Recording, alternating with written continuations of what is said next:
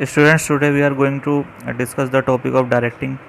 So far we have discussed the topic of planning, organizing and staffing. So after the process of staffing we have to direct the employees. So what is the meaning of directing?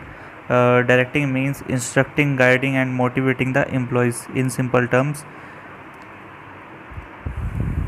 instructing, motivating and guiding the employees. This is the meaning of directing in the simple term. It refers to telling people what to do and seeing that they do it to the best of their ability. Directing में हम लोगों को ये बताते हैं, जो हमारे staffing के बाद हमने जो लोगों को अपने ऑर्गेनाइजेशन में, अपनी कंपनी में हायर कर लिया है, उनको हम डायरेक्टिंग में ही काम करवाना स्टार्ट करते हैं। कि हम इसमें क्या करते हैं, it refer to telling people what to do.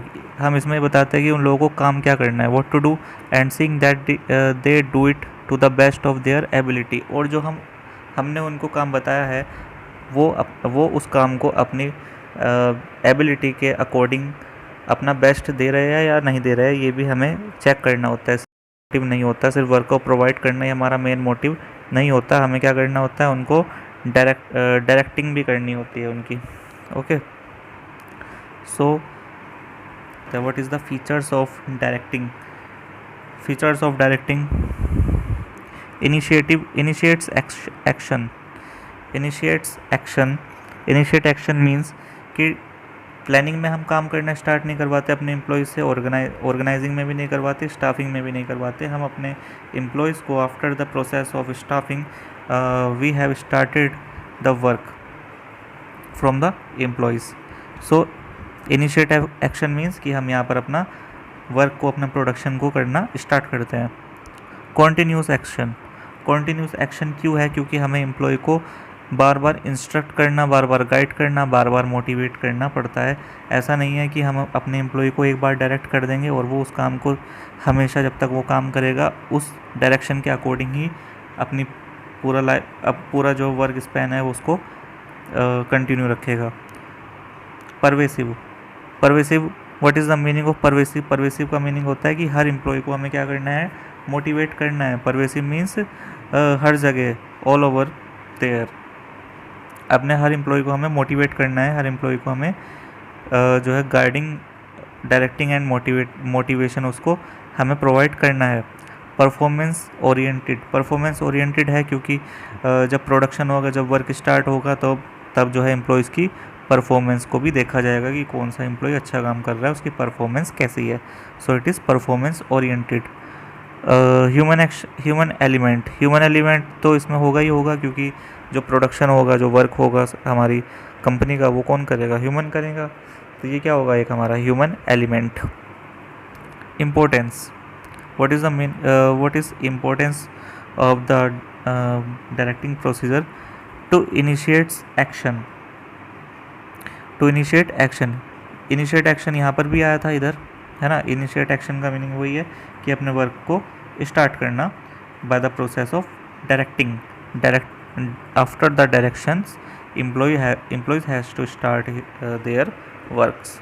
Employee have to start their works. To integrate group efforts. To integrate group effort means कि हमने क्या करा कि लोगों को, अपने एम्प्लॉयज़ को वर्क हमने प्रोवाइड कर दिया। प्रोवाइड करने के बाद वो सब लोग अपने मिलकर काम कर रहे हैं। जो हमारी कंपनी में एम्प्लॉयज़ है वो सारे के सारे मिलकर अपना वर्क कर रहे हैं। अब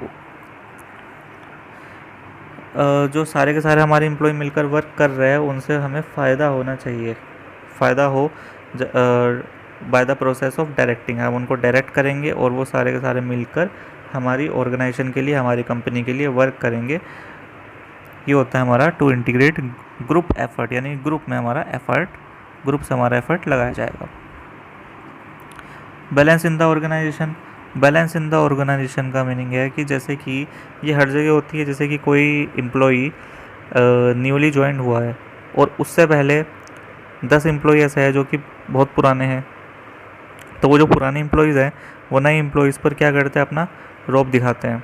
ठीक है, तो इस प्रॉब्लम को ओवरकम करने के लिए जो हमारे एम्प्लॉयज़ हैं, जो पुराने एम्प्लॉयज़ हैं, उनको अपने नए एम्प्लॉयज़ के साथ बैलेंस बनाकर चलना चाहिए, क्यों, ताकि कल को कोई प्रॉब्लम आए तो वो अपने एम्प्लॉयज़ को, जो पुराने एम्प्लॉयज़ हैं, उनको बताए तो वो उसको सॉर्ट आउट कर दे, ना कि उनका मजाक बनाए। तो यह है balance in the organisation. To facilitate change, अगर हमारी कंपनी के एम्प्लॉयज़ मोटिवेटेड है, उनको प्रॉपर गाइडेंस भी मिल रही है और उनको प्रॉपर इंस्ट्रक्शंस भी मिल रहे हैं, और हमारी ऑर्गेनाइजेशन अच्छे से ग्रुप एफर्ट भी अच्छे से लगा रही है, तो हमारी कंपनी जो है चेंज को एडॉप्ट कर सकती है।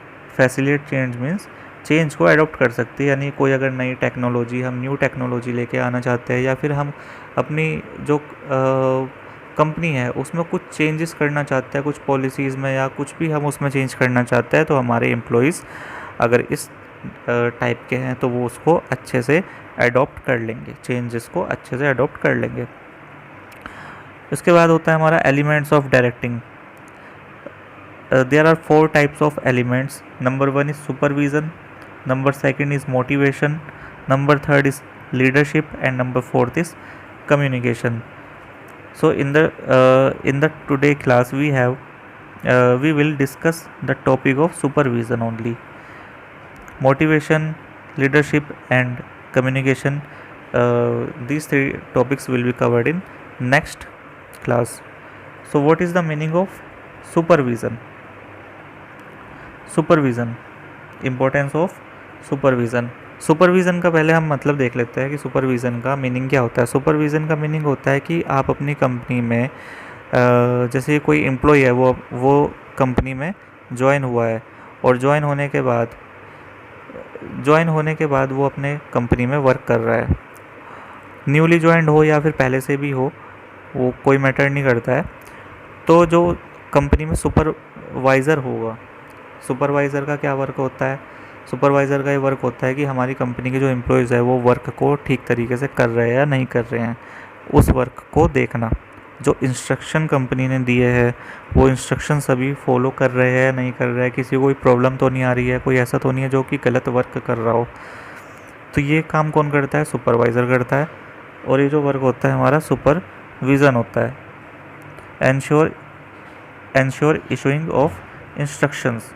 Ensure issuing of instruction means वही बात है कि कंपनी की तरफ से जो इंस्ट्रक्शंस एम्प्लॉयज़ को दिए हुए हैं वो एम्प्लॉयज़ प्रॉपर तरीके से उसको फॉलो कर रहे हैं नहीं कर रहे हैं।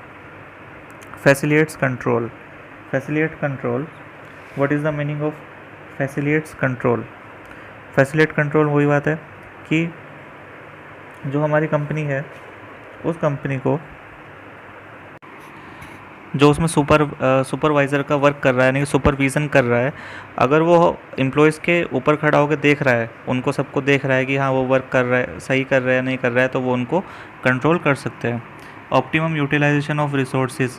अगर सुपरविज़न हो रहा है तो हमारी जो एम्प्लॉयज़ है वो ऑप्टिमम यूटिलाइजेशन ऑफ रिसोर्सेज करेंगे। जैसे कि कोई अगर एग्जांपल लेते हैं, अगर उनको कोई प्रिंट आउट निकालना है, अब उनको ये नहीं पता है कि पेपर जो है, अगर हमें या फिर प्रिंट आउट निकालने के लिए पेपर को हमें किस तरीके से कमांड देनी है, पेपर की सेटिंग कैसे करनी है, या फिर कोई फ़ोटोकॉपी करनी है, फ़ोटोकॉपी किस पेपर की किस तरफ से करनी है, पेपर को जो ऊपर लगाना है फ़ोटोकॉपी मशीन में प्रिंट आउट निकालने के लिए, उसको कैसे जो है लगाना है ताकि वो पेपर पर उस तरीके से आए तो पेपर को वेस्ट ना हो, है ना। ये है हमारा ऑप्टिमम यूटिलाइजेशन ऑफ रिसोर्सेज, ताकि हमारे जो रिसोर्सेज है वो कम से कम यूटिलाइज हो। डिसिप्लिन, वही बात है, अगर सुपरवाइज़र सुपरविज़न कर रहा है तो डिसिप्लिन रहेगा। फीडबैक, वो अपने जो ओनर है कंपनी का वो उसको फीडबैक भी दे सकता है। इम्प्रूव कम्युनिकेशन, कम्युनिकेशन हमारी इम्प्रूव हो जाती है इससे, क्योंकि सुपरवाइज़र अगर सुपरविज़न कर रहा है तो हम प्रॉपर कम्युनिकेशन उससे कर सकते हैं और अपने वर्क को आसानी से कर सकते हैं। Maintain unity among workers. Supervisor का एक वर्क ये भी होता है कि अपने वर्कर्स के बीच में यूनिटी को बना कर रखे। यूनिटी का मतलब होता है कि सब लोग अपने मिलकर रहे, कोई लड़ाई झगड़ा ना हो, ये होता है यूनिटी। तो उनके बीच में कोई लड़ाई झगड़े ना हो, सबको मेंटेन करके सबको देख कर रखे कि कोई भी वर्कर किसी दूसरे से लड़ाई झगड़े ना करे। सो आज की क्लास में हमने यहाँ तक देखा है। अब नेक्स्ट क्लास में हम लोग इसके नेक्स्ट जो पॉइंट्स हमारे हैं मोटिवेशन वगैरह, ये हम उनको डिस्कस करेंगे। सो आज की क्लास के लिए यहीं तक ही है। Thank you very much class.